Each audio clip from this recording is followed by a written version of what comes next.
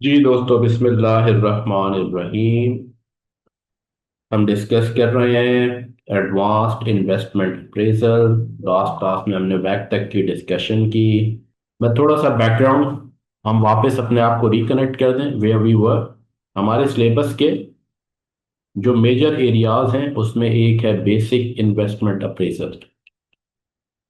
Right, हमने अपने focus को 6-7 मेजर हेड्स में ब्रेक किया हुआ है। बेसिक इन्वेस्टमेंट अप्रेजल ये एक बड़ा हेड हो गया, एक बड़ा एरिया हो गया। इसके अंडर हमने सारी बेसिक एनपीवी की डिस्कशन की, एनपीवी, आईआरआर और इवन एमआईआरआर भी, कि कैश फ्लोज कैसे डिटरमिन होंगे, टैक्स के कैसे इम्पैक्ट्स होते हैं, वर्किंग कैपिटल चेंजेस, एवरीथिंग। फिर इसी के अंडर और इसके टॉपिक्स हैं जो हमने डिस्कस किए, जिसमें है sensitivity analysis. This is I am refreshing for those who have joined late. Sensitivity analysis, उसके बाद asset replacement decisions, capital rationing, इनकी डिस्कशन की। ये तो लास्ट जो है हमारे पेपर में एग्जामिन भी हुआ है जून 2025 में, कैपिटल राशनिंग। और फिर इसमें इसी के साथ ही पीरियोडिक कैश फ्लोज, छोटे छोटे बहुत सारे टॉपिक हमने इसी के साथ कवर भी किए। ये मेजर एरियाज हैं। राइट, ये बेसिक इन्वेस्टमेंट अप्रेजल हमारे सिलेबस का, मैं कई बार ये बता चुका हूँ, 25 to 35% तक जाता है। ठीक है ना, 20 से 25 मार्क्स इसके एरिया के आते ही आते हैं। इस पे एक वन तो क्वेश्चन मैंडेटरी है, 1 और 2 क्वेश्चन इस एरिया से आते हैं।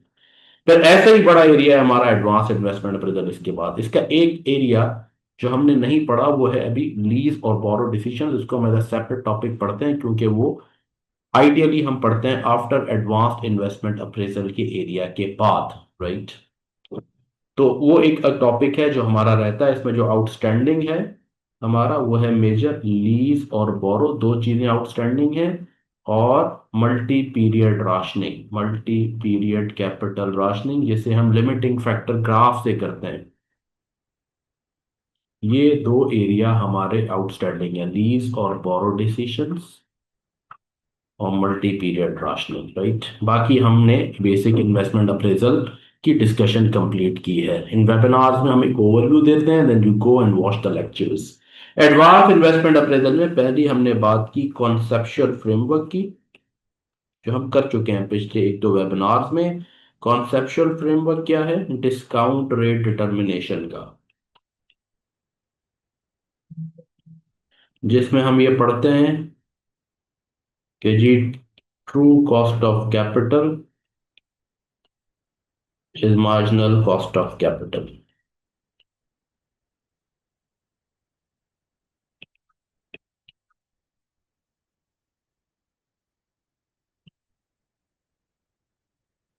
ठीक है, और ये कैसे मार्जिनल कॉस्ट है इसकी पूरी कहानी है।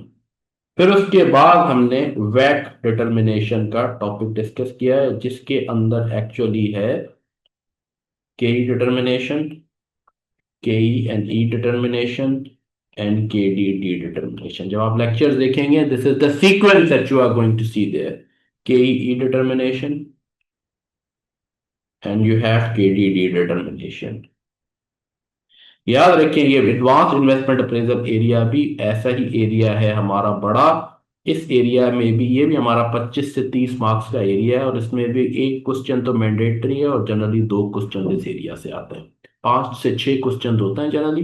5 क्वेश्चन नॉर्म है, बाद कुछ पेपर्स में आपको 6 क्वेश्चन भी मिलेंगे।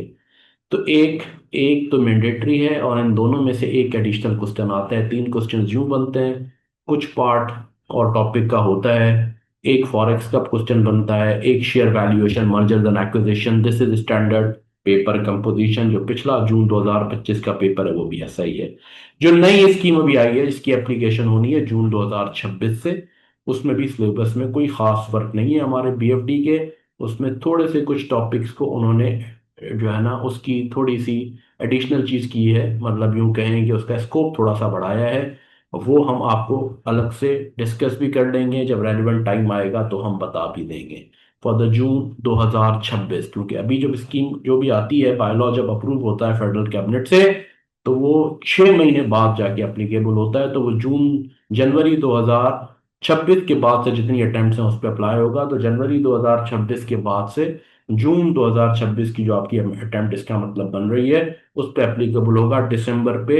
यही करंट सिलेबस है। तो जून 2026 के जो हमारे स्टूडेंट्स हैं उनको परेशान होने की जरूरत नहीं है। 95+% सिलेबस वही है। दो चार चीजें हैं जिसको हमने देखना है।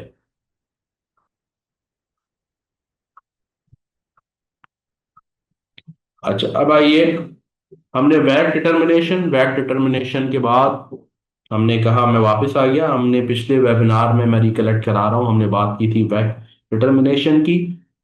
हमने ये बात पढ़ी थी, जब हम कॉन्सेप्चुअल फ्रेमवर्क पढ़ते हैं तो उसमें हम देखते हैं कि in some cases marginal cost is equal to वैक, in some cases it is not. मैं ओवरव्यू दे रहा हूँ, आपको कुछ बात समझ में आ रही होगी, कुछ शायद ना समझ में आए। The idea is not to replicate the lectures that you have on portal. पूरे स्ट्रक्चर्ड लेबल्ड लेक्चर्स हैं अलॉन्ग विद आपके सारे हैंडआउट्स, और हैंडआउट्स की बुक्स भी मौजूद है। तो वो तो आपने देखना है। यहाँ मैं विंडो ओपन कर रहा हूँ कि टॉपिक की सीक्वेंस में आपको क्या मिलेगा जब आप पोर्टल पे जा रहे हैं। वेब डिटर्मिनेशन में जब आप जाएंगे तो केई डिटर्मिनेशन आपको मिलेगी वाया, हमने कहा था, डिविडेंड वैल्यूएशन मॉडल, डीवीएम। बड़ा इंपॉर्टेंट मॉडल है, जिसके 3 बच्चे हैं, जिसकी पूरी डिटेल डिस्कशन है, इस पे कई डिटेल्ड लेक्चर्स हैं। E is equal to D divide by K E, जिसे हम कहते हैं constant dividend model. E is equal to D naught 1+G, K E minus जी, और D1 divide by K E minus जी। ये डिविडेंड ग्रोथ मॉडल और एक others की category आती है। ये पूरा मॉडल है। फिर ऐसे ही के डी डी डिटर्मिनेशन है। के डी डी डिटर्मिनेशन के अंदर भी हमने कहा था कि जब आप के डी डी डिटर्मिनेशन पढ़ेंगे तो उसमें इसकी पूरी सीक्वेंस समझाई थी कि इसमें एक टर्म्स डिफाइन किए गए हैं, और उन टर्म्स को डिफाइन करने के बाद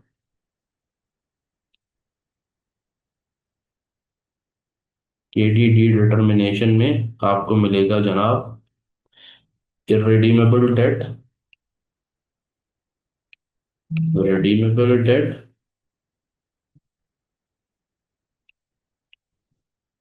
और कन्वर्टेबल डेट।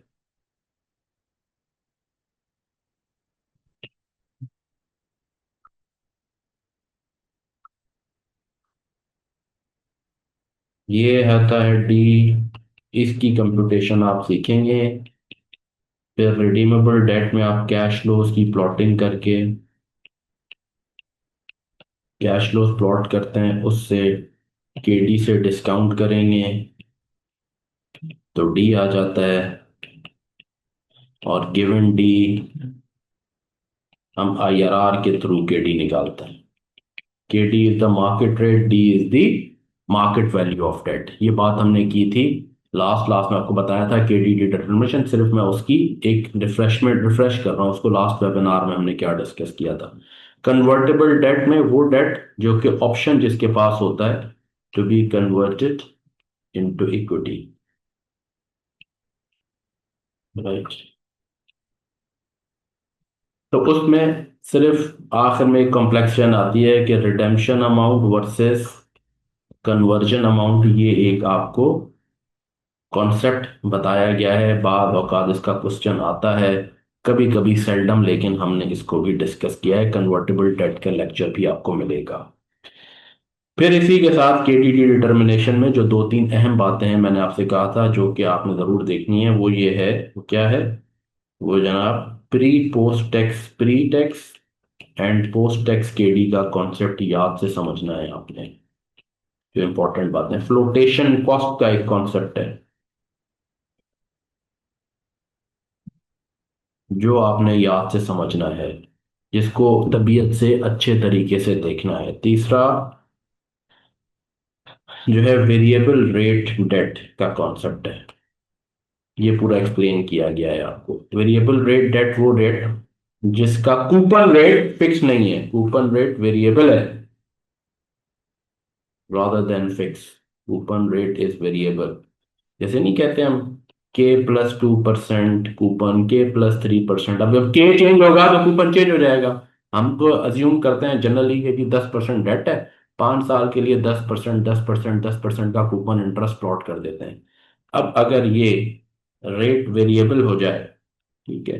फिर उसमें क्या होता है वो पूरा एक्सप्लेन किया गया है और बड़ा आसान है कि हम अज्यूम करते हैं जो आज का काइबोर है, अज्यूम करें आज टुडे के इज इक्वल टू 10%, हम कहेंगे 10 + 2, अगर 12% ही रहे थ्रू आउट द लाइफ, अगले 3 साल 4 साल, तो क्या होगा, ये हम अज्यूम कर लेते हैं। जो आज का रेट है उसी को प्रोजेक्ट कर लेता हूँ फॉर फ्यूचर, क्योंकि अदरवाइज अगर हम ये कहेंगे, this is how markets also practically operate, क्योंकि अदरवाइज अगर हम ये अज्यूम कर लें आज कि जी वो 3 साल 1 साल के बाद जो है वो, या 6 महीने के बाद ये रेट जो है 10 के बजाय 12 हो जाएगा, तो इट इज एनी बडी जो है ना जजमेंट। मैं कहूँगा 10 की जगह 12 हो जाएगा, कोई कहेगा 13 हो जाएगा, कोई कहेगा 11 हो जाएगा, कोई कहेगा नहीं कम हो सकता है 9 हो जाए, स्टेट बैंक मॉनेटरी पॉलिसी ऐसे होगी। तो it is one person word against another, one person forecast against another. तो the way market behave is, जो आपका रेट आ जाता है उसी के हिसाब से वो फ्यूचर कैश फ्लोज को प्लॉट करके उसकी डिस्काउंटिंग करते हैं। This is how it works generally. ठीक हो गया जी। तो ये जब हम पढ़ लेते हैं केटीडी डिटर्मिनेशन, तो फिर वैक की कैलकुलेशन में और कुछ बचता ही नहीं है। फिर वैक क्या है, वैक इज इक्वल टू के ई इंटू ई प्लस के D into D divide by plus T. अगर आपने के ई डिटरमिन करना सीख लिया, के डी डी डिटरमिन करना सीख लिया, तो फिर आपने वैक कैलकुलेट करना अड़े आराम से सीख लिया। That's very easy then, right. फिर तो कोई कंफ्यूजन रही ही नहीं वैक कैलकुलेशन में।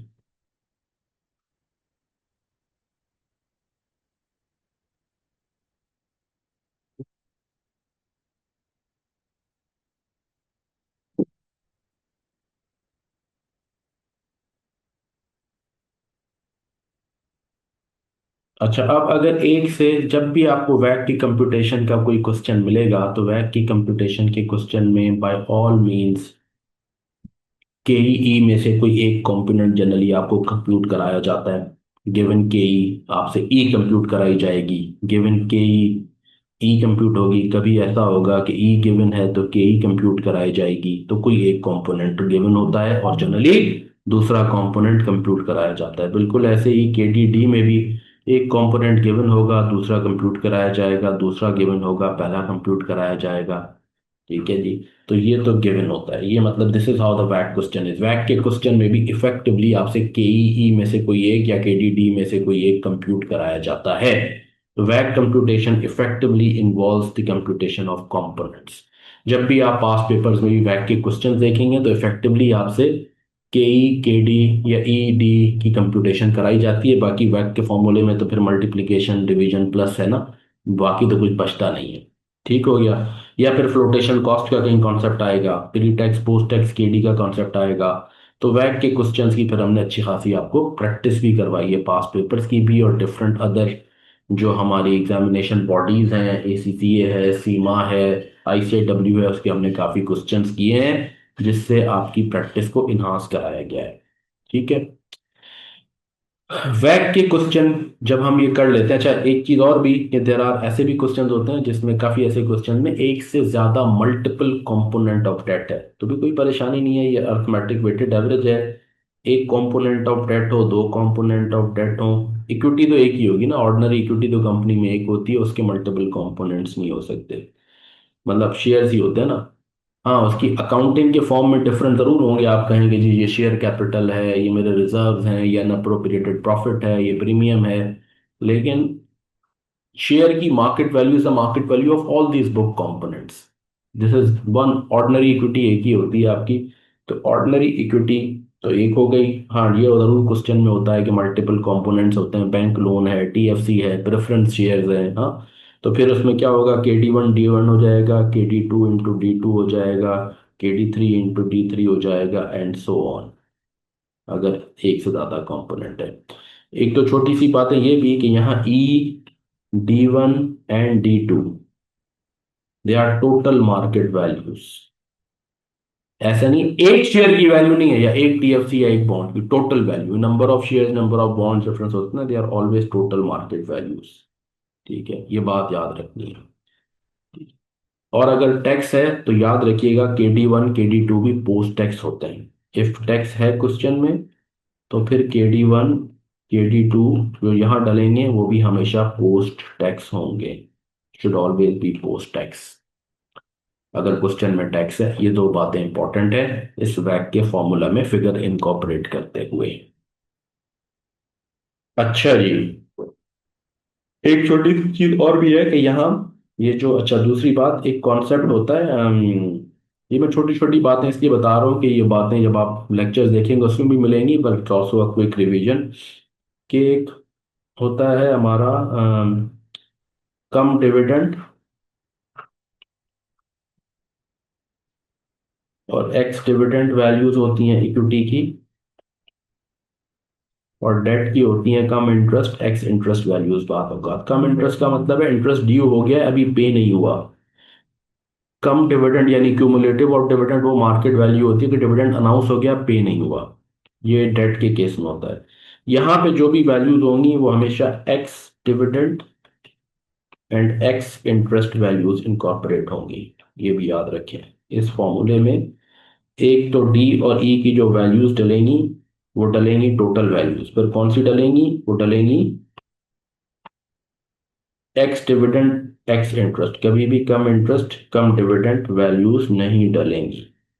दूसरी बात, अगर टैक्स है तो KD1 KD2 पोस्ट टैक्स होगा।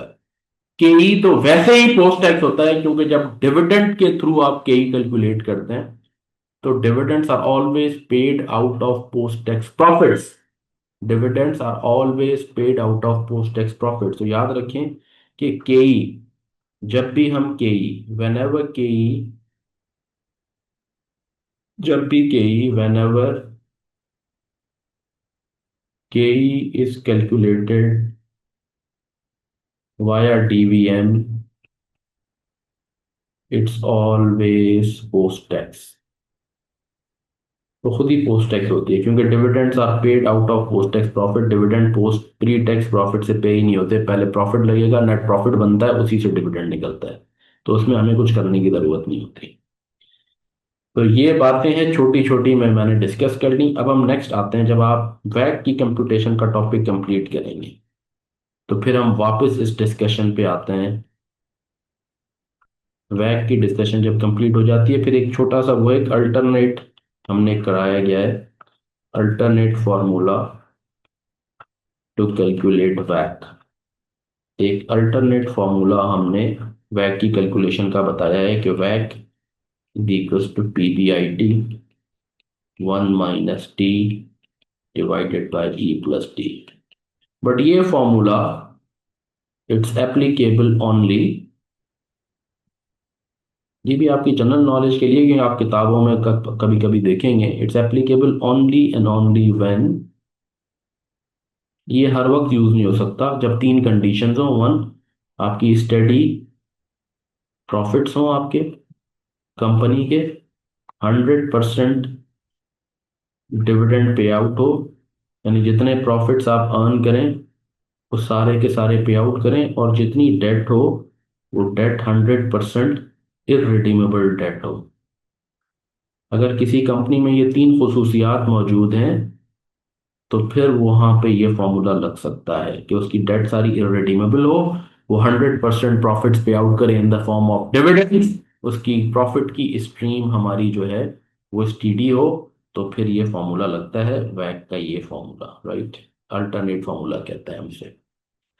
तो इस फॉर्मूले, जबकि ये जो नॉर्मल वैक का फॉर्मूला है ये यूनिवर्सल फॉर्मूला है, इसके लिए कोई कंडीशन जरूरत नहीं है, डेट रिडीमेबल हो इररिडीमेबल हो, यू कैन यूज इट, वो डी की कैलकुलेशन में आ जाएगा। आप पे आउट 100% करें ना करें, 10% करें 20% करें, कोई फर्क नहीं है। प्रॉफिट स्ट्रीम्स ऊपर हो नीचे हो, तो इसके लिए कोई कंडीशन नहीं है। लेकिन इस फॉर्मूले के लिए ये एक लिमिटेड अल्टरनेट फॉर्मूला है, इसकी लिमिटेड यूटिलिटी है, इसमें वेरी लिमिटेड इसका यूज है, इसीलिए कि it can only be used when all these conditions are true.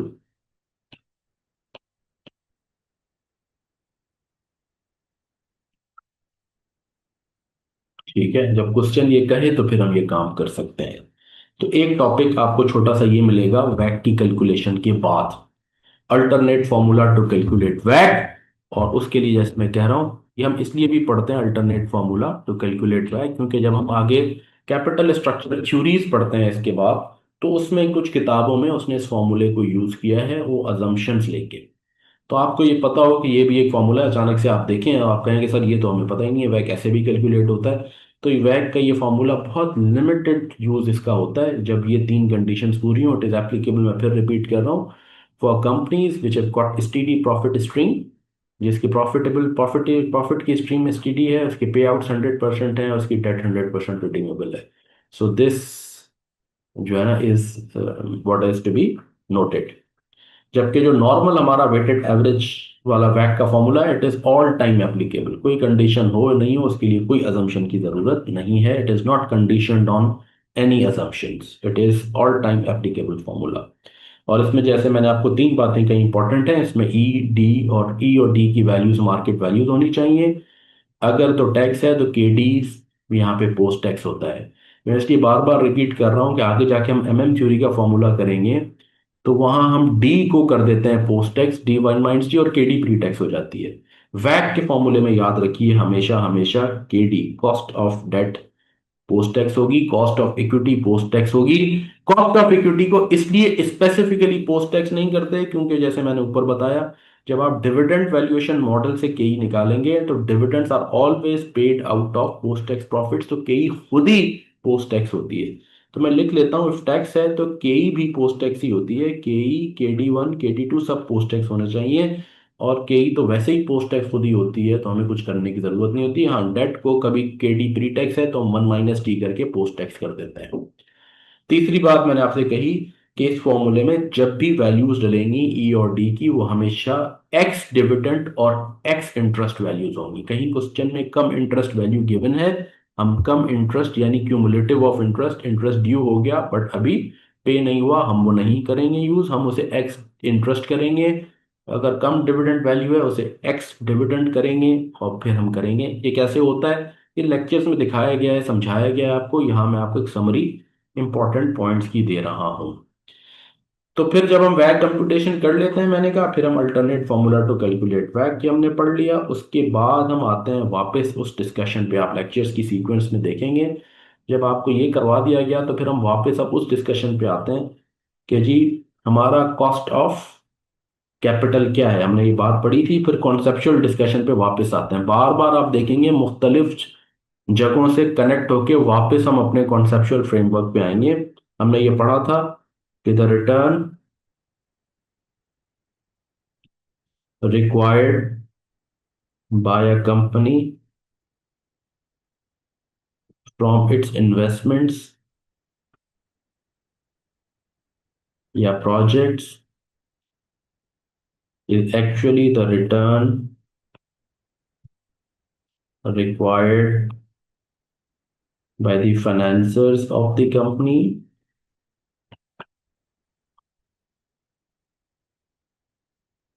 जिसे हम cost of capital for the company कहते हैं।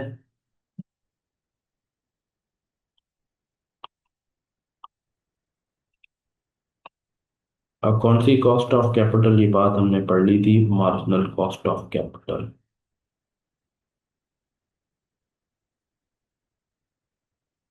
राइट। फिर हमने ये बात पढ़ी थी, in some situations weighted average cost of capital is equals to marginal cost of capital. In many cases, WACC is not equal to marginal cost of capital.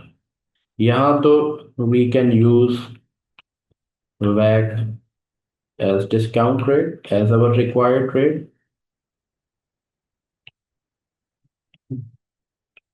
यहाँ we have to find out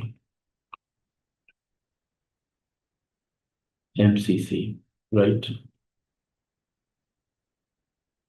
तो फिर हमने कहा था कि इस discussion में कि ये सम केसेस कौन से हैं और मैनी केसेस कौन से हैं, इस डिस्कशन में पढ़ने के बजाय पहले हम चले गए थे वैक की कैलकुलेशन पे, कंप्यूटेशन ऑफ वैक, जो कि हमने पिछले वेबिनार में डिस्कस की। तो कंप्यूटेशन ऑफ वैक तो पिछले वेबिनार में हो गई, जो कि भी मैंने पूरी दोबारा ऊपर रिफ्रेश भी किया आपसे कि जी ये वैक के फॉर्मूला, फिर अल्टरनेट फॉर्मूला, ठीक है, के डिटर्मिनेशन। बेसिकली वैक डिटर्मिनेशन मीन्स के and E determination and K D and D determination. मैंने आपसे कहा कि वैक के क्वेश्चन भी जब आते हैं एग्जाम में तो उसमें भी इफेक्टिवली आपसे या के ई ई में से एक, यानी या के ई डिटरमिन कराई जाएगी या ई, दोनों में से एक डिटरमिन कराया जाएगा।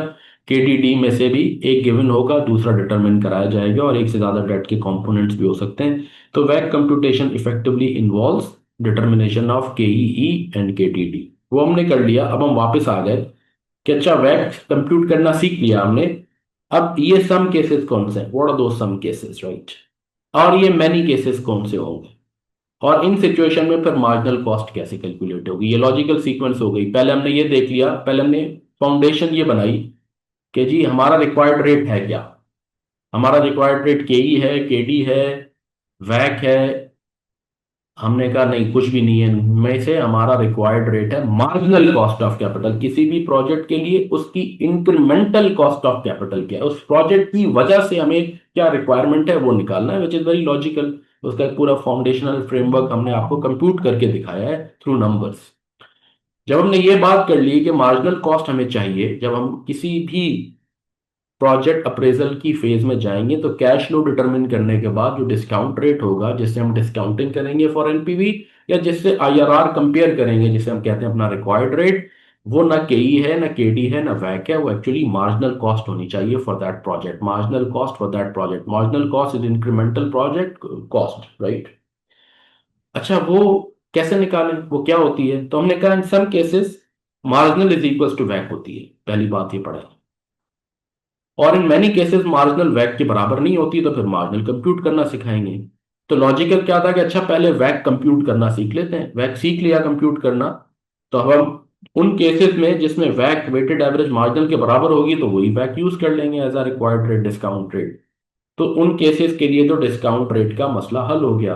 फिर वो केसेस बच गए जहां वैक मार्जिनल कॉस्ट के बराबर नहीं है, तो फिर मार्जिनल कॉस्ट कैलकुलेट करना सीखेंगे। और यूं एडवांस इन्वेस्टमेंट अप्रेजल के पूरे टॉपिक का अहाता कंप्लीट हो जाएगा। तो अब जब हमने वैक कंप्यूट करना सीख लिया, हम वापस इस डिस्कशन पे आ जाए, तो फिर हम करते हैं व्हेन वैक is equal to marginal cost of capital, ऐसा कब होता है। फिर ये टॉपिक है which means when can we use वैक एज अ डिस्काउंट रेट। कुछ किताबों में इसको ऐसे भी लिखा गया है, जिसका मतलब भी यही है। वैक उसी वक्त ही यूज हो सकता है एज अ डिस्काउंट रेट जब वैक में मार्जिनल कॉस्ट ऑफ कैपिटल के बराबर है।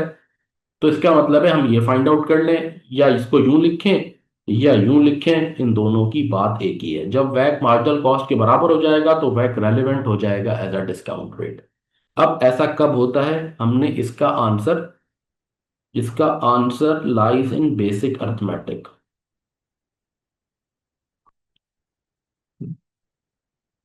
और ये हमने पहले आपको हमारे इस लेक्चर के बाद लॉजिकल लेक्चर आपको ये मिलेगा, व्हेन कैन बी यूज वैक एज अ डिस्काउंट रेट। और मैथमेटिकली हमने आपको ये बताया है कि एक कंपनी है, बिफोर प्रोजेक्ट, आप जो प्रोजेक्ट करने जा रहे हैं उसका एक वैक है, जिसे आप कह लें एग्जिस्टिंग वैक। लेट सपोज करें उसका एक वैक है, और लेट सपोज करें वो है 15% वैक। अब आफ्टर द प्रोजेक्ट, अगर तो कोई प्रोजेक्ट ऐसा है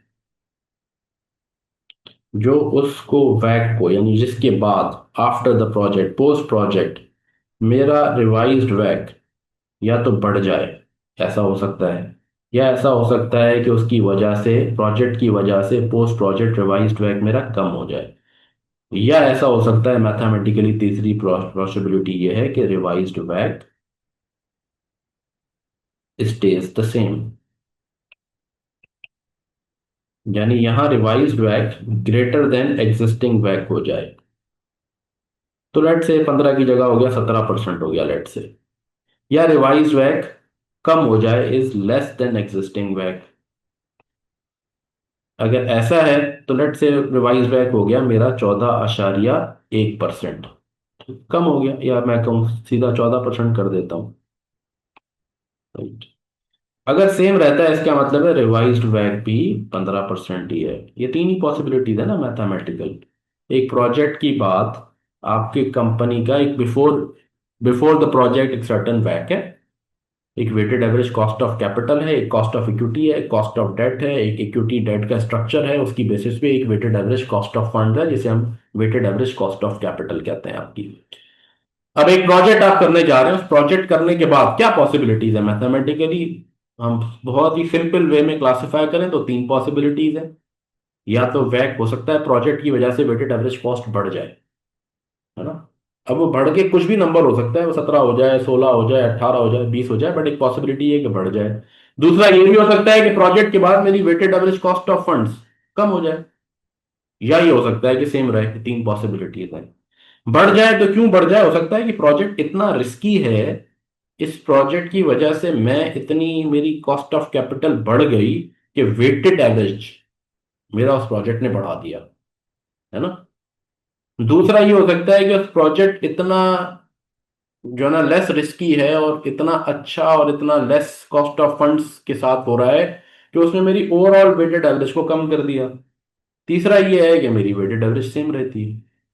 अगर ये इंक्रीज हो रहा है इसका मतलब है प्रोजेक्ट की मार्जिनल, देखे ना, एग्जिस्टिंग वैक है 15, प्रोजेक्ट के बाद वैक हो गया 17, इसका मतलब है प्रोजेक्ट की जो मार्जिनल कॉस्ट ऑफ कैपिटल होगी ना वो तो 17 से भी ज्यादा है।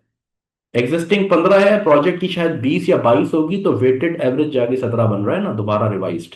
तो इसका मतलब है उसकी प्रोजेक्ट की मार्जिनल कॉस्ट तो इस 17 से भी ज्यादा होगी, will not be equal to वैक, will be actually in situation में उसकी तो marginal cost even greater than वैक होगी। जब भी तो वो वेटेड एवरेज को ऊपर ले जा रहा है उसकी अपनी मार्जिनल रिक्वायरमेंट। इस सिचुएशन में भी marginal cost will not be equal to वैक। अगर प्रोजेक्ट मेरी वेटेड एवरेज कॉस्ट को नीचे ला रहा है तो इसका मतलब है प्रोजेक्ट की अपनी कॉस्ट तो 10 या 11 होगी ना, जब भी तो वो ओवरऑल को 15 से कम खींच के नीचे 14 ला रहा है। तो यहां तो marginal cost would be even lower than वैक। और ये वो सिचुएशन में है जहां पे आप कह सकते हैं कि मार्जिनल कॉस्ट भी सेम ही होगी, क्योंकि प्रोजेक्ट एग्जिस्टिंग भी 15 है, प्रोजेक्ट के बाद भी 15 है, तो प्रोजेक्ट की मार्जिनल कॉस्ट भी तो 15 ही होगी ना भाई, जब भी तो सेम है। तो इसका मतलब है कि वैक is equal to marginal cost of capital, और वैक can only be use mathematically, हम ये पहले हमने ये बात समझी, फिर मैं इसकी लॉजिकल रीजनिंग और देता हूं। वैक can only be used as discount rate when वैक before the project is equal to weighted average cost of capital after the project. अगर कोई प्रोजेक्ट ऐसा है जो आपकी overall weighted average cost of capital को ना कम कर रहा है ना बढ़ा रहा है, एक ऐसा प्रोजेक्ट है जो ना मेरी ओवरऑल कॉस्ट ऑफ फंड्स को बढ़ा रहा है ना मेरी कॉस्ट ऑफ फंड्स को कम कर रहा है, इसका मतलब है मेरी कॉस्ट ऑफ फंड सेम रख रहा है, जब भी उसकी अपनी cost of funds, marginal cost is the cost of capital, is the requirement from that project, it's an incremental requirement of that project। तो इसका मतलब यह है कि उसकी रिक्वायरमेंट भी वेटेड एवरेज के बराबर है। WACC can only be used as a discount rate when WACC before the project is equal to WACC after the project, which means project has similar requirement as existing WACC weighted average। अगर project के बाद मैं ये forecast कर रहा हूं कि इस प्रोजेक्ट के बाद मेरी ओवरऑल कॉस्ट ऑफ कैपिटल बढ़ जाएगी, तो यकीनन उस प्रोजेक्ट की मार्जिनल रिक्वायरमेंट मेरी एग्जिस्टिंग से कहीं ज्यादा है, जब भी तो वो सबको उठा के ऊपर ला रहा है, वो पुल कर रहा है पूरे के वैक को ऊपर। अगर तो कोई ऐसा प्रोजेक्ट है जिसके बाद मैं समझ रहा हूँ कि भाई मुझे तो फायदा हो रहा है, मेरी तो weighted average cost of fund कम हो जाएगी, तो इसका मतलब है कि प्रोजेक्ट तो की कॉस्ट ऑफ फंड्स अपनी तो इंक्रीमेंटल कॉस्ट ऑफ फंड्स या मार्जिनल कॉस्ट तो और भी कम है, जब भी तो वो सबको नीचे खींच के पुश कर रहा है कि भाई नीचे आ जाओ, है ना। और सिर्फ वो सिचुएशन, और इन दोनों सिचुएशन में यू कैन नॉट यूज वैक as a discount rate because marginal cost और वैक, यहां वैक can not be use as a discount rate, यहां भी वैक can not be use as a discount rate. हाँ, सिर्फ यहां पे वैक can be use as a discount rate here, यहां सिर्फ हम वैक is equal to discount rate सिर्फ यहां कर रहे हैं, राइट। अब ऐसा कब होगा? अब मैं आता हूं, अब मैंने ये मैथमेटिकली पहले बात की, अब मैं आता हूं इसको लॉजिकल के ई के डी के परस्पेक्टिव से डिस्कस करता हूं। ये बात समझ में आ गई हमें? यहां तक सबको क्लियर है जो मैं बात कह रहा हूं? यहां तक सब मुझे ओके लिखेंगे, तब जाके मैं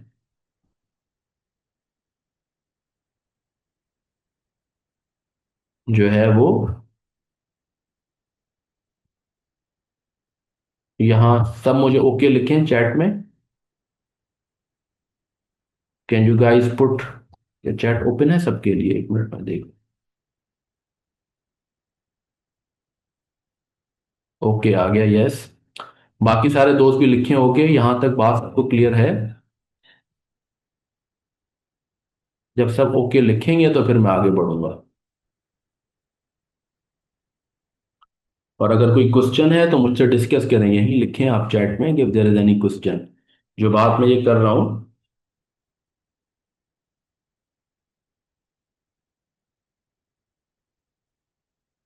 मैथमेटिकली ये बात समझ में आती है कोई ऐसा प्रोजेक्ट जो मेरी ओवरऑल वेटेड एवरेज को, मैथमेटिक्स है, बेसिक अर्थमेटिक है, मेरे ओवरऑल वेटेड एवरेज को जो बढ़ा रहा है या कम कर रहा है, तो इसका मतलब ये जो बढ़ा रहा है प्रोजेक्ट, उसकी अपनी requirement, marginal requirement, additional requirement उसकी अपनी, वो मेरी यकीनन बैक से ज्यादा है, जभी तो वो ओवरऑल बैक को ऊपर ले जा रहा है। वो 17 से भी ज्यादा है, उसकी 20-22 होगी।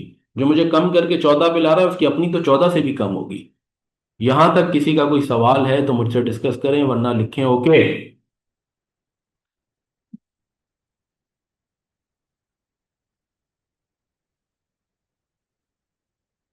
फिर मैं आगे बढ़ूंगा। जी। सिर्फ 3 लोगों को बात समझ में आई है, बाकी लोग क्या कर रहे हैं?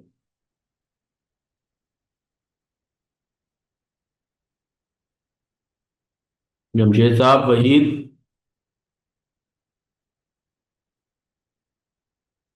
जाग रहे हैं ना हम सब?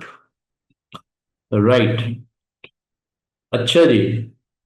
तो अब ये बहुत ही इंपॉर्टेंट, जैसे पहला फाउंडेशन का लेक्चर इंपॉर्टेंट है, उसके बाद ये वाला जो लेक्चर आप देखेंगे ये बहुत इंपॉर्टेंट है। यहां से फिर अगली कहानी का और अगले स्टेप्स स्टेप्स का बेस बन रहा है। अब वैक क्या चीज है? वैक, जैसे मैंने कहा, वैक तो खुद कोई चीज ही नहीं है। वैक is just the weighted average of some components. वैक कब चेंज होगा? वैक विल चेंज व्हेन, या के ई चेंज हो जाए, के ई चेंजेस, राइट। जब के ई चेंज हो जाए, या के डी चेंज हो जाए, या ई एंड डी का रेशो चेंज हो जाए।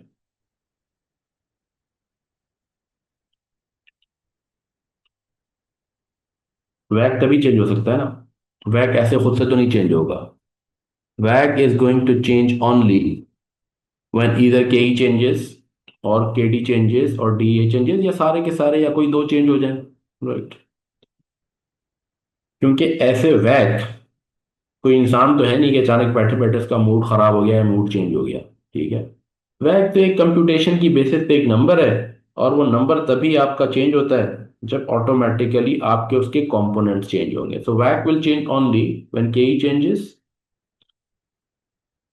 व्हेन के डी चेंजेस, और व्हेन डी रेशियो में से कोई एक चेंज हो जाता है। ठीक है जी। अब इसका मतलब ये है कि फॉर अ प्रोजेक्ट, हमने एक बात की कि प्रोजेक्ट उस वक्त तक उसके लिए मार्जिनल कॉस्ट रेलिवेंट है, यानी वैक relevant as a marginal cost, जब प्रोजेक्ट वैक को चेंज नहीं कर रहा। अब वैक चेंज नहीं होने का मतलब के ई चेंज ना हो, के डी चेंज ना हो, डी रेशो चेंज ना हो। अब के ई जो है वो शेयर होल्डर्स का रिक्वायर्ड रेट है। शेयर होल्डर्स की रिक्वायरमेंट कब चेंज होगी? शेयर होल्डर्स भी कोई ऐसे, हम जब अज्यूम करते हैं, डिस्कशन करते हैं, तो अज्यूम कहते हैं कि पीपल आर लॉजिकल, ठीक है। People are not illogical, people are logical and people have logical sense, right. हम ये अज्यूम करते हैं। ये अज्यूम करके या पढ़ते हैं, ये विदाउट उसके अजम्पशन के हम नहीं पढ़ते। हम ये अज्यूम करते हैं कि people are pragmatic, people are logical, right. तो इसका मतलब ये हुआ कि कई शेयर होल्डर्स की रिक्वायरमेंट तब चेंज होगी जब उनका कोई रिस्क प्रोफाइल चेंज होगा, है ना। केडी तब चेंज होगी जब लेंडर्स का रिस्क प्रोफाइल चेंज होगा अचानक से। तो अगर they are pragmatic people, they are reasonable people, you know, they work on logics, तो फिर लॉजिकल चेंज जब होगी, उनकी रिक्वायरमेंट तभी चेंज होगी जब उनका कोई रिस्क प्रोफाइल चेंज होगा। तो केई तब चेंज होगी when share holders risk profile changes, जब उनकी परसेप्शन ऑफ रिस्क चेंज होगी। केटी तब चेंज होगी when lenders risk assessment change हो जाए।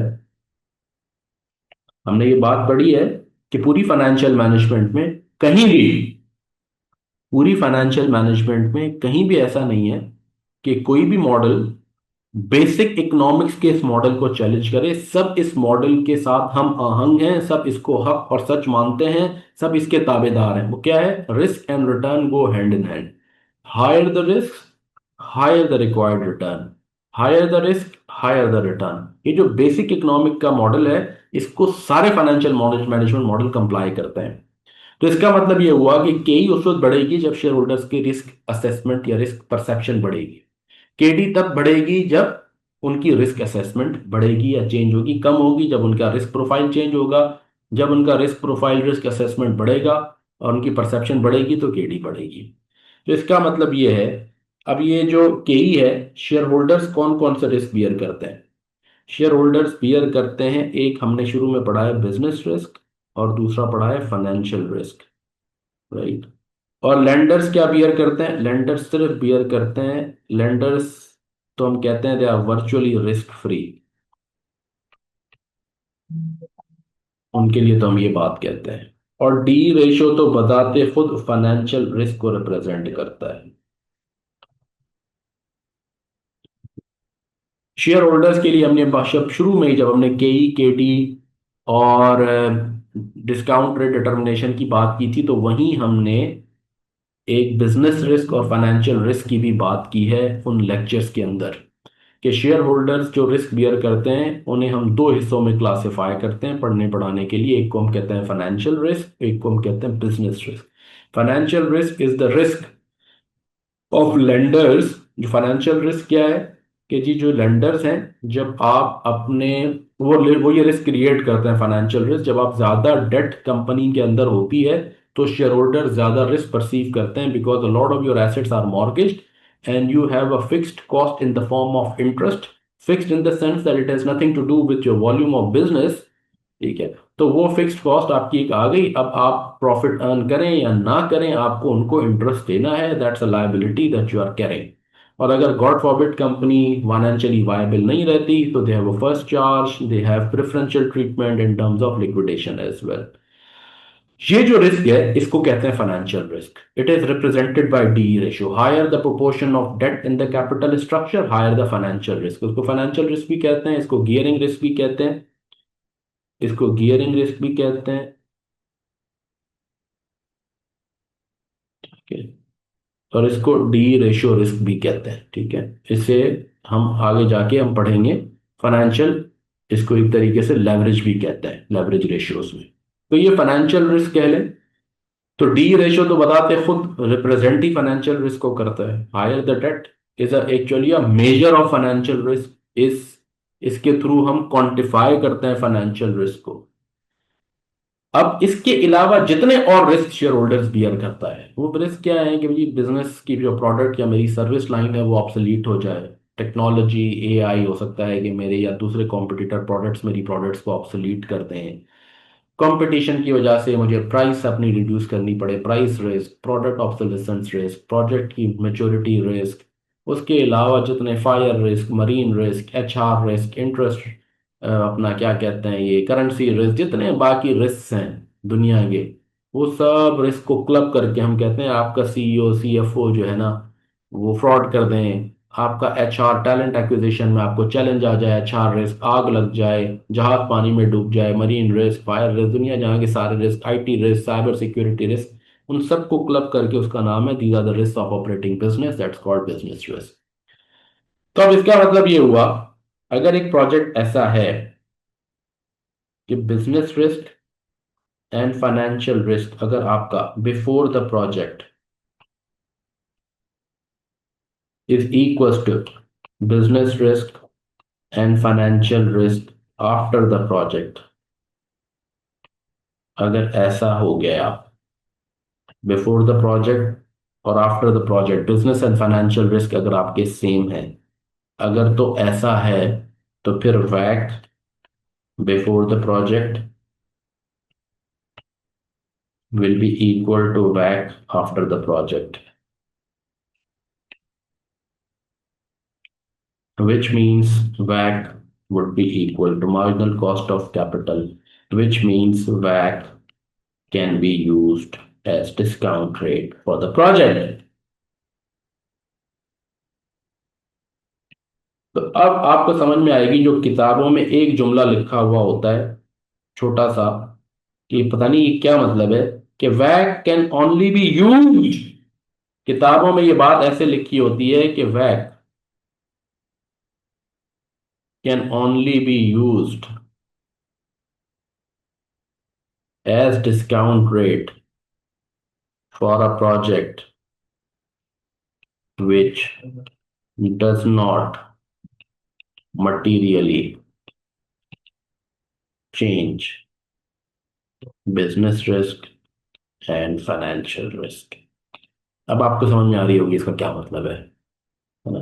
पहले मैथमेटिकली चले, मैथमेटिकली से फिर मैंने यहाँ पे आया, ऐसा तब होगा, ये तब होगा जब ऑटोमेटिकली वैक तब सेम रहेगा जब प्रोजेक्ट ना मेरे बिजनेस रिस्क को चेंज करे ना मेरे फाइनेंशियल रिस्क को चेंज करे।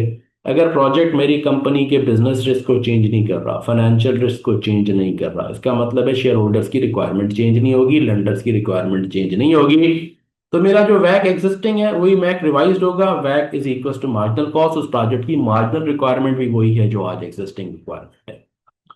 तो ये बात हमने फिर पूरी एक्सप्लेन की है डिटेल के अंदर। Does it make sense, right? यहां तक बात समझ में आती है। और ऐसा तब होगा, यानी बिजनेस रिस्क सेम होने का मतलब क्या होता है? बिजनेस रिस्क सेम होने का मतलब ये है कि सेम प्रोडक्ट्स,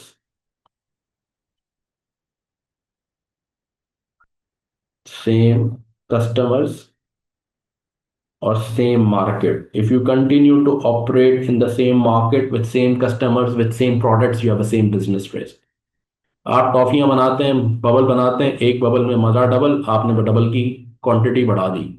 बस जो है ना, अपनी च्युइंगम्स बनाते हैं, आपने सिर्फ प्रोडक्शन क्वांटिटी, पहले आप एक्स मिलियन टन बना देते थे, अब आप एक्स प्लस 10 मिलियन टन बनाते हैं। Same product, the same customer segment, the same market.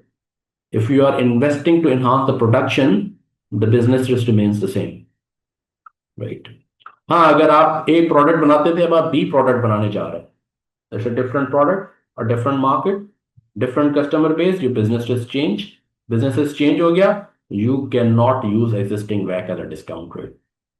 Project है, उसका एक सर्टेन डी, आज कंपनी है उसका डी रेशियो है 50-50, आप प्रोजेक्ट करते हैं, उस प्रोजेक्ट की वजह से डी रेशियो चेंज हो गया, 70-30 हो गया, you can not use WACC as a discount rate. WACC can be use as a discount rate जब बिजनेसेस फाइनेंशियल रिस्क सेम रहे। तो हम प्रैक्टिकली इसको ऐसे देखते हैं, जब आप नॉर्मल कैपिटल एक्सपेंडिचर कंपनी में करते हैं, विच इज लाइक आपकी बैलेंसिंग, मॉडर्नाइजेशन, प्रोडक्शन एनहांसमेंट, कोई है ना, इस तरह की चीजें कर रहे हैं जिसमें कोई एग्जिस्टिंग पूल ऑफ फंड से कर रहे हैं कि ना कोई प्रोडक्ट बेस, मार्केट बेस कोई चेंज हो रहा है। आप सीमेंट बनाते थे, आप 5 मिलियन टन सीमेंट बनाते थे, आपने कहा 5 की जगह ना मैं 7 मिलियन टन बनाऊंगा। आप कह रहे हैं बिजली की कॉस्ट बहुत महंगी हो गई है, मैं जो ना 1 मेगावाट का सोलर लगाऊंगा, मैं जो ना 300 मिलियन की इन्वेस्टमेंट करूंगा सोलर पे, कॉस्ट ऑफ प्रोडक्शन कम करूंगा। ठीक है, प्रोडक्ट सेम है, कस्टमर सेम है, मार्केट सेम है, just that you are modifying your input का तरीका और मॉडिफाइंग योर जो है ना कॉस्ट को ऑप्टिमाइज कर रहे हैं या कैपेसिटी इनहांस कर रहे हैं, बिजनेस रिस्क सेम है। And the way you are doing it is that it is not materially changing your overall वैक। पहले भी वैक 50-50 था, 52-48 हो गया, 53-47 हो गया, दैट्स ओके। या एग्जिस्टिंग ही पूल ऑफ फंड्स में पैसे पड़े हुए थे, उन्हीं से कर लिया, weighted average cost materially change नहीं हुआ, अपना debt equity ratio materially change नहीं हुआ, तो हम कह सकते हैं financial risk is same, business risk is same, use existing WACC as a discount rate to appraise the project.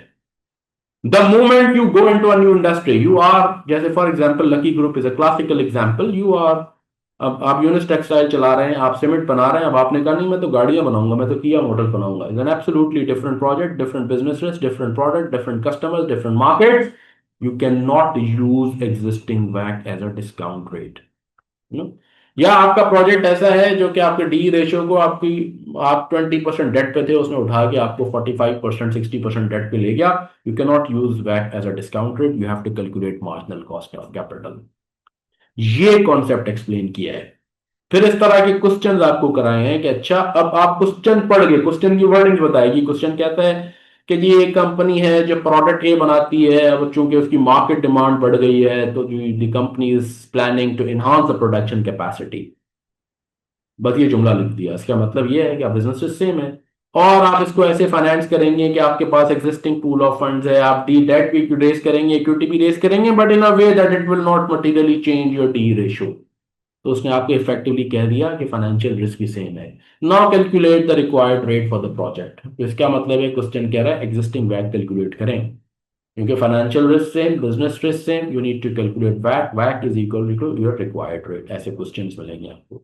जहां क्वेश्चन ये कह दे कि जी मैं था शुगर में, अब मैं आईटी का प्रोजेक्ट करना चाह रहा हूँ, पूरी दुनिया आईटी की बातें कर रही है, मैंने बहुत गंदा चूस लिया, अब I am gonna go and invest in an IT project. I'm going to establish a software house or an AI company. It's a different business. It has different business risks. Existing WACC irrelevant हो गया. You will have to go and calculate marginal cost. अब जब ये बात आ गई कि WACC कब use हो सकता है तो पता चल गया. तो अब दूसरी लॉजिकल डिस्कशन क्या है कि अच्छा, अब अगर बिजनेस रिस्क या फाइनेंशियल रिस्क या दोनों चेंज हो जाएं तो हमें मार्जिनल कॉस्ट की तलाश है, तो मार्जिनल कॉस्ट कैलकुलेट कैसे करें. अब सफर उसका शुरू होगा, how to calculate marginal cost of capital. जब हमने ये पढ़ लिया कि when can WACC be use as a discounted and WACC can not be use, तो फिर नेक्स्ट सफर हमारा शुरू होता है इसके बाद कि जी अब हम चलते हैं towards computation of marginal cost of capital, MCC की कंप्यूटेशन की तरफ. अब ये जर्नी शुरू होगी हमारी, और उस जर्नी में के लिए पहले हम पढ़ेंगे कैपिटल स्ट्रक्चर थ्योरीज,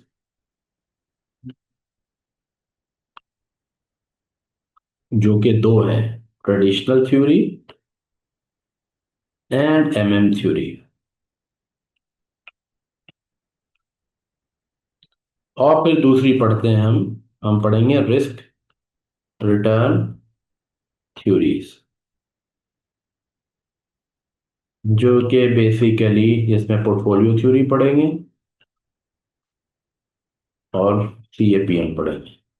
जब हम ये पढ़ लेंगे तो फिर उसके बाद हम पहुंच जाएंगे इस सीएपीएम और एमएम थ्योरी को मिला के, फिर हम अल्टीमेटली पहुंच जाते हैं मार्जिनल कॉस्ट की कैलकुलेशन पे, मार्जिनल कॉस्ट ऑफ कैपिटल. तो marginal cost of capital calculate करने के लिए हमें इनकी नॉलेज होना जरूरी है. तो फिर हम पढ़ते हैं ये, फिर पढ़ते हैं ये. जब इन पे कमांड कर लेते हैं तो फिर यहाँ तक पहुंचते हैं. और ये हमारे सिलेबस के इंपॉर्टेंट इस एरिया के टॉपिक्स भी हैं. CAPM is widely examined, portfolio theory is examined, marginal cost is of course examined. तो ये फिर हम, अब ये सफर शुरू होगा. तो यूं आपको एक लॉजिकल सीक्वेंस समझ में आएगी कि ये सब चीजें हम क्यों पढ़ते हैं, ये आपस में कैसे कनेक्टेड है. राइट. तो जब हम ये बात कर लेते हैं कि when can we use WACC as a discount rate, when we can not use WACC as a discount rate. ठीक है, ये बात हमने की कि जी WACC can be use as a discount rate when WACC before after. ये पूरी लॉजिकल एक्सप्लेनेशन के बाद फिर हम आगे बढ़ते हैं. फिर हम स्टार्ट करते हैं टॉपिक कैपिटल स्ट्रक्चर थ्योरीज. फिर हमने स्टार्ट किया है, फिर हमने स्टार्ट किया है क्या, कैपिटल स्ट्रक्चर थ्योरीज.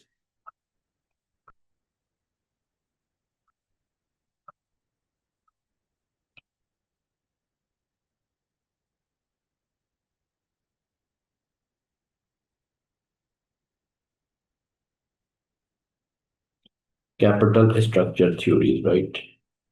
तो कैपिटल स्ट्रक्चर थ्योरीज के लिए फिर हमने क्या किया है, फिर हम पढ़ते हैं पहले ट्रेडिशनल थ्योरी, फिर हम पढ़ते हैं एमएम थ्योरी, मॉडिग्लियानी मिलर थ्योरी. आज के लिए हम यहाँ तक ही बात करते हैं. आप लोग कैचअप करें, नए दोस्त आए हुए हैं, उन्होंने भी WACC की कंप्यूटेशन और ये चीज़ें भी करनी है. नेक्स्ट क्लास से फिर हम स्पीड में ये कैपिटल स्ट्रक्चर थ्योरीज और दोनों पोर्टफोलियो सीएपीएम की डिस्कशन करेंगे. कैपिटल स्ट्रक्चर थ्योरीज में हम ये पढ़ते हैं कि बिजनेस रिस्क सेम रहे, इज सेम तो the impact what is the impact of changes in D ratio कह लें या कैपिटल स्ट्रक्चर कह लें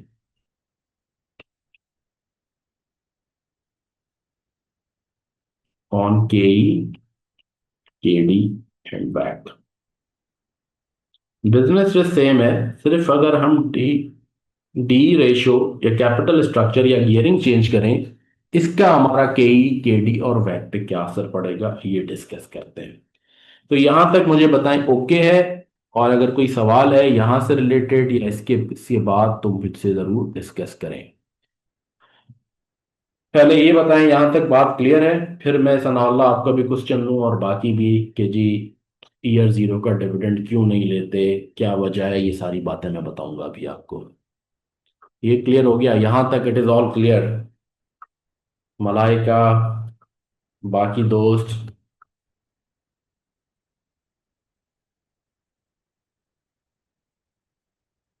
Jamshed, is it all clear? ये लाइन मिटाएं जमशेद।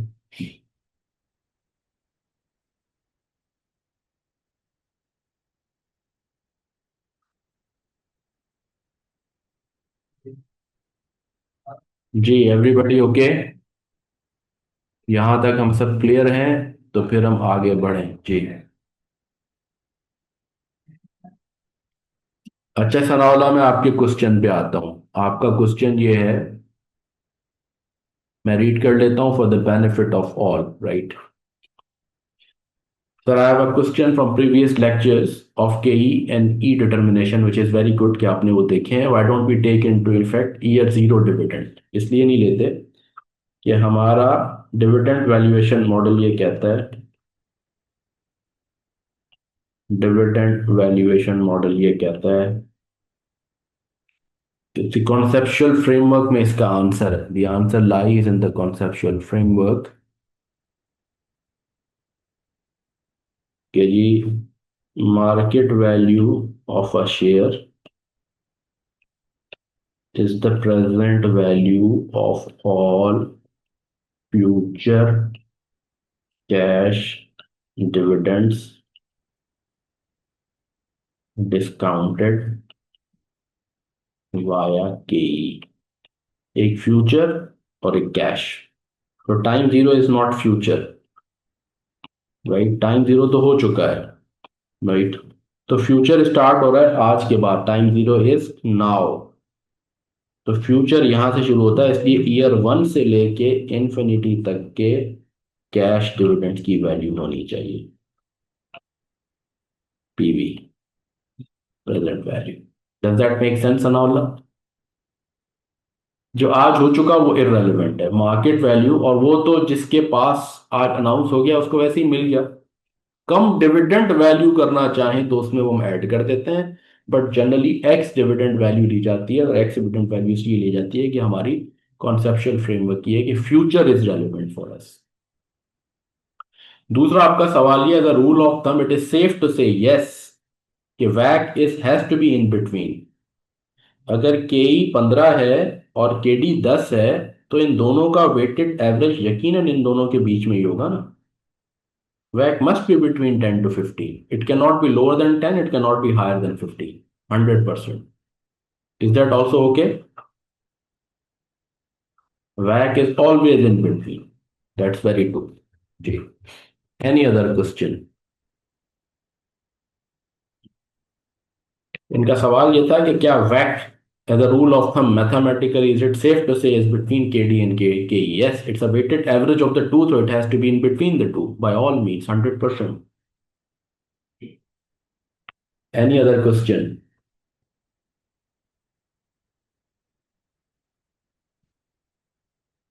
अच्छा, कुछ दोस्तों ने कहा था पिछले लास्ट पेपर के क्वेश्चन का एनालिसिस, वो भी हमने एक सेमिनार किया था ना कि पास पेपर्स प्रैक्टिस, पास पेपर पोस्ट रिजल्ट सेशन किया था जिसमें हमने पिछले क्वेश्चन पेपर को भी डिस्कस किया है। वो वेबिनार पोर्टल पे है और वो आप देख लें। अगर आप कहेंगे तो फिर भी हम पिछले, वैसे ही पास्ट पेपर का सॉल्यूशन हमने अभी अपलोड करना है, हम रिकॉर्ड करके अपलोड करेंगे तो उसमें भी मजीद आ जाएगा आपके पास।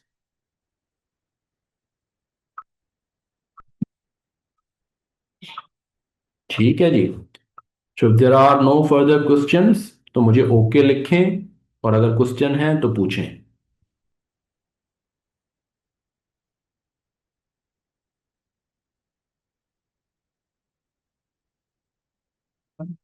No more questions and all, ठीक है, वन मोर क्वेश्चन है, okay please go ahead.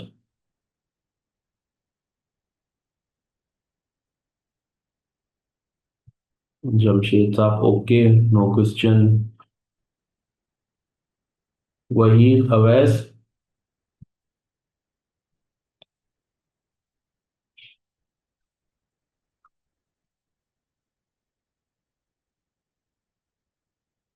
Malaika. हाँ, very good point, Sanala, which says that you are reading the past papers and doing was solving a past paper question। Sanala का एक question है, it says the dividend is 4.4%। I couldn't understand 4.4% of what। जब question ये कहे the company has announced 10% dividend, 10% क्या होता है? बिल्कुल ऐसे ही जैसे नॉमिनल रेट होता है ना डेट में, नॉमिनल रेट किस पे लगता है? फेस वैल्यू पे। हम कहते हैं ना इट्स 5% डेट, 8% डेट। 8% डेट क्या होती है? 8% ऑफ द फेस वैल्यू। ऐसे ही 10% डिविडेंड का मतलब 10% into face value. 10% into 10 is rupee 1 dividend. जब कंपनीज कहती है ना वी हैव अनाउंस्ड 25% डिविडेंड, ये 25% डिविडेंड मतलब होता है 25% ऑफ फेस वैल्यू। अगर 10 रुपए का शेयर है तो 10 इंटू 25% इज 2.5। हाँ, प्रॉफिट का तब होता है जब कहें कि पे आउट क्या है। जब कहे कंपनी के पे आउट इज 40%, तो इसका मतलब है कि प्रॉफिट है अगर 100, तो उसमें से 40% डिविडेंड है। ये डिविडेंड है, ये पे आउट का मतलब ये होता है, ये पे आउट है। लेकिन सिर्फ लिखा जाए 10% dividend, 25% dividend is always multiplied by face value. Is that okay Sanaullah? अगर क्वेश्चन कहता है the company has announced 4.4% dividend, तो 4.4% ऑफ द फेस वैल्यू हो जाएगा। और यही उसने सॉल्यूशन में भी किया होगा, आप जाके चेक कीजिएगा, क्योंकि ये बिल्कुल बेसिक मार्केट नॉर्म है। अच्छा, अब एक और क्वेश्चन आया है मलाइका, वो wanted to confirm market rate. हाँ, मार्केट रेट केडी के लिए जब भी वर्ड यूज होगा market rate, market rate is always pre tax. वजह क्या है? जब हम मार्केट में कहते हैं ना कि यार इस डेट का जो रेट है 12%, मैं कॉर्पोरेट इन्वेस्टर हूं, मुझ पे टैक्स सेविंग कुछ और हो सकती है। मैं इंडिविजुअल हूं, मुझ पे टैक्स सेविंग डिफरेंट हो सकती है, मुझ पे टैक्स डिफरेंट होगा। तो मार्केट के लिए एक पोस्ट टैक्स रेट नहीं हो सकता। Post tax individual to the entity, या individual specific to the entity, या स्पेसिफिक टू द इंडिविजुअल होता है। Market rate is always pre tax for rate, for date. Is that okay? जब भी कहा जाए मार्केट रेट तो take it as pre tax KT. Right. Any other question please? This is actually the benefit of these webinars, that you ask questions and then you get solution to your question. And I am happy that both of you आप lectures देख रहे हैं, then you are serious। हमने क्या पढ़ा था?